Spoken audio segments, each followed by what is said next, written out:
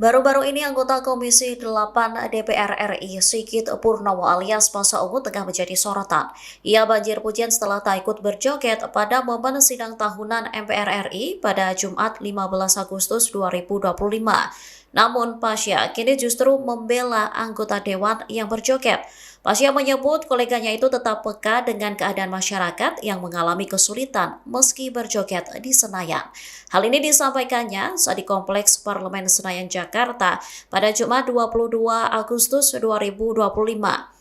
Ia lantas mengungkap alasan mengapa rekan-rekannya berjoget.